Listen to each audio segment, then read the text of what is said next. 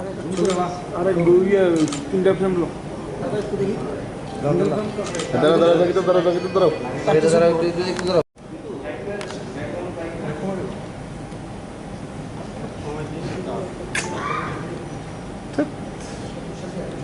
हाँ अरे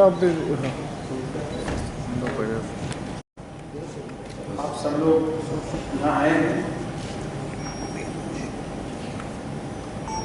माननीय प्रधानमंत्री आदरणीय नरेंद्र मोदी जी की ये सोच है कि भारत सरकार के जितने भी मंत्रालय हैं और जितने भी मंत्री हैं उन सबको देश के विभिन्न कोनों में जाना चाहिए।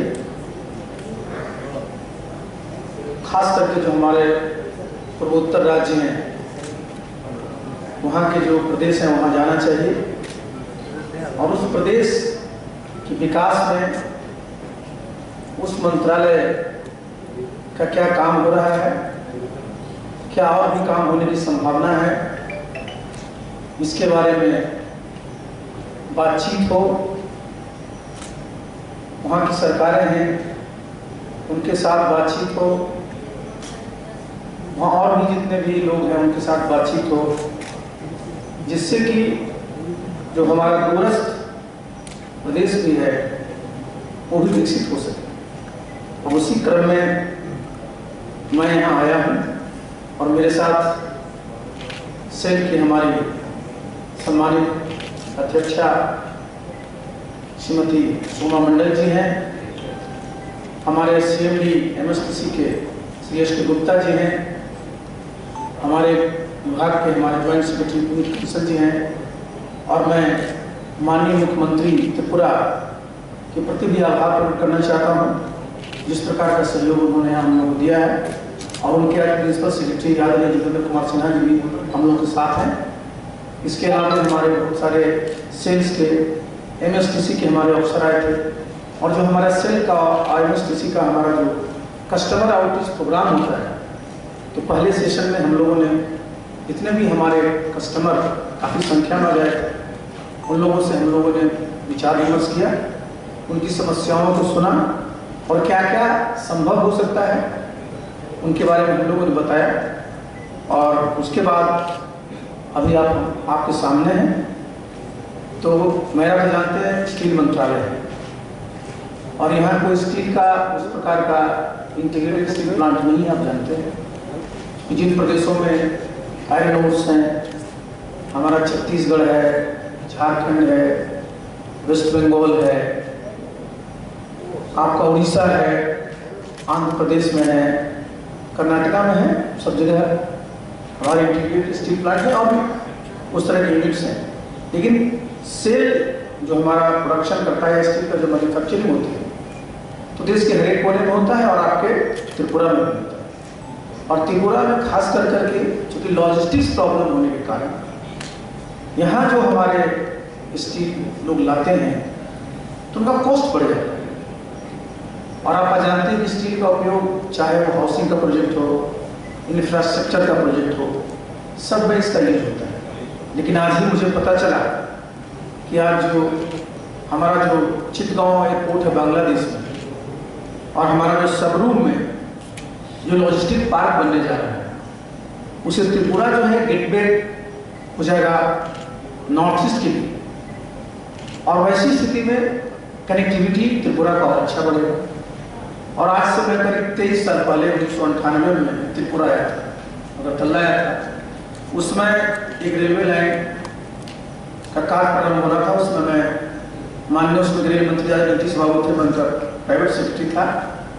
तो मैं आया था कुमार घाट से, जो अगरतला का प्रोजेक्ट था वो पूरा हो गया और मुझे ये जानकर के प्रसन्नता हुई कि अगरतला से जो खौरा का प्रोजेक्ट है रेल का वो भी रेल लिंक पर काम चल रहा है और वो भी पूरा हो जाएगा तो ये कनेक्टिविटी कलकत्ता से भी हमारी हो जाएगी। और ये जान करके और प्रसन्नता हुई कि अब खौरा अगरतला जो रेल लाइन बन रहा है उसमें स्टील का जो सप्लाई हमारे सेल ने किया है।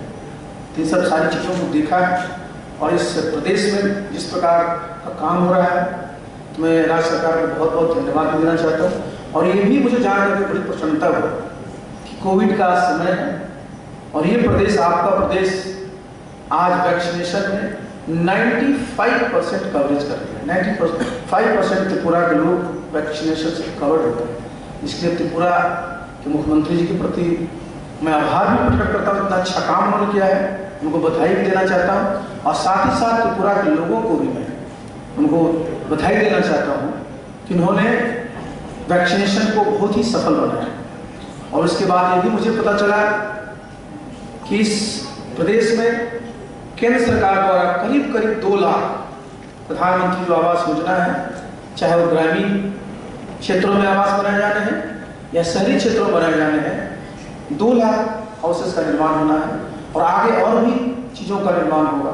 तो स्वास्थ्य क्षेत्र में आप देखिए, आपके यहाँ जो पीडीएस का सिस्टम है वो भी बहुत अच्छा है और जो गरीब लोग हैं उनको पीडीएस से जो अनाज मिल रहा है, साथ ही बाद प्रधानमंत्री जी की तरफ से जो मुफ्त अनाज मिल रहा है, वो सब यहाँ पर लोगों को उपलब्ध हो रहा है।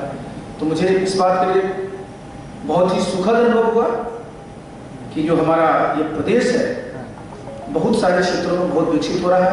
और ये जानकर के और प्रसन्नता है, हम तो पहले ही जानते थे यहाँ से पहले कि रबर का उत्पादन ज़्यादा हम समझते थे केरला में होता है, साउदर्न स्टेट्स में होता है, लेकिन ये जानकर मुझे बड़ी प्रसन्नता हुई कि रबर का उत्पादन इस प्रदेश में बहुत अच्छा हो रहा है।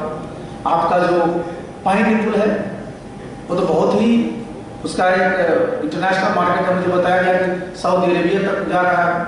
आपका कटहल है वो इंग्लैंड तक जा रहा है। और हमारे बगल में जो एमएसटीसी के हमारे सीएम भी साहब हैं, आपका जिंजर का बहुत अच्छा एक्सपोर्ट हो रहा है। तो सब मिलाकर के आपके यहाँ जो एग्रीकल्चर सेक्टर में भी जो काम हो रहा है वो बहुत सराहनीय है।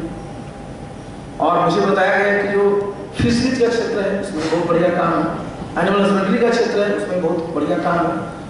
तो खास करके जहाँ लोगों को रोजगार मिलता है, और ये भी मुझे जानकर बड़ी प्रसन्नता हुई कि यहाँ जो सरकार है उन्होंने 3 वर्ष के कार्यकाल में करीब 24,000 से ज़्यादा लोगों को रोजगार दिए हैं, करीब 1,20,000 से ज़्यादा लोगों को स्वरोजगार दिए हैं। और इतना बड़ा सब जगह जो प्रोजेक्ट का काम चल रहा है, आपका प्रदेश का बजट करीब 22,000 करोड़ का है।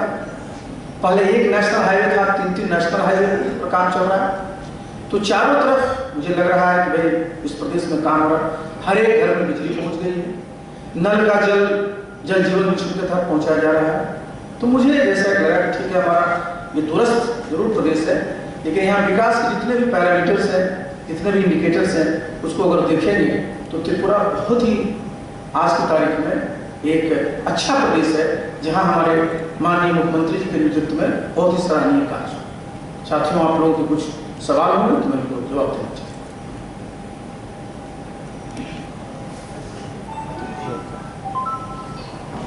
पहले आप अपना परिचय दीजिए, अपना नाम और आप किस प्रेस से हैं, किस मीडिया से। मुझे ये जानना था, आपने बताया कि त्रिपुरा के साथ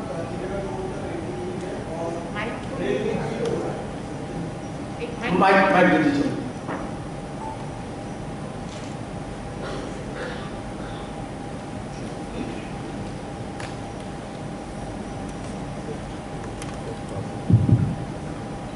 जी नमस्ते, मेरा नाम संदीप विश्वास है, मैं कागरा न्यूज़ पेपर से। आपने ये बताया कि चिटागंग पोर्ट के साथ हमारा कनेक्टिविटी है और रेलिंग भी स्थापना होता है जो कलकत्ता के साथ कनेक्टिविटी होगा। जैसे कि हमारे यहाँ पर कोई बड़ा प्लांट नहीं है स्टील का, तो हम क्या ये मानने चले कि आने वाले दिनों में ये त्रिपुरा लॉजिस्टिक हब की तरफ से इस्तेमाल होगा, या फिर आप लोगों की कोई ऐसा परिकल्पना है तो यहाँ पर कुछ प्लांट बनाया जाएगा? देखिए, हमने 2 बातें की। हमने एक कहा अखौरा अगरतला जो हमारा रेल बनने जा रहा है जो बांग्लादेश से, तो इसकी कनेक्टिविटी सीधे हमारे जो है कलकत्ता से हो जाएगी। दूसरा जो चित्तगांव पोर्ट है, चित्तगांव पोर्ट से जो कनेक्टिविटी होगी और उसके चलते जो सबरूम में जो लॉजिस्टिक हब बनने जा रहा है, तो मैंने आपको पहले ही बताया कि जहाँ इंटीग्रेटेड स्टील प्लांट जो बनते हैं वहाँ पर जहाँ पर मिनरल रिसोर्सेज होते हैं, अगर आप देखेंगे हमारे जो बड़े बड़े स्टील प्लांट हैं, यहाँ पर क्या है कि यहाँ पर स्टील की रिक्वायरमेंट आज की तारीख में करीब 1.5 लाख टन की है, आगे और बढ़ेगा, इस तरह का काम चल रहा है। तो यहाँ की एक मांग रही है। पहले भी यहाँ पर होता था स्टॉक यार्ड, क्योंकि आप जानते हैं कि चूंकि त्रिपुरा में रेनी सीजन लंबा होता है, तो यहाँ वर्किंग सीजन कम होता है। तो वर्किंग सीजन में काम करने के लिए आपके पास पर्याप्त जो है स्टॉक होनी चाहिए स्टील की, और इसके लिए ही जो है स्टॉक यार्ड की जरूरत पड़ती है। तो पहले यहाँ स्टॉक यार्ड था, लेकिन चूंकि वो वायबल नहीं हो पाया था तो बंद हो गया था। तो अब चूंकि ये सबरूम में एक लॉजिस्टिक हब के रूप में डेवलप होने जा रहा है, और उससे गेटवे पूरा का पूरा हो जाएगा आपका नॉर्थ ईस्ट का।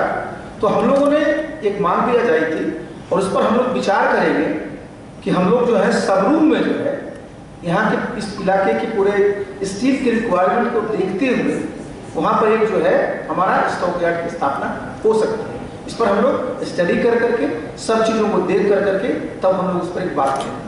अभी कोई इंटीग्रेटेड स्टील प्लांट बनाने की योजना नहीं।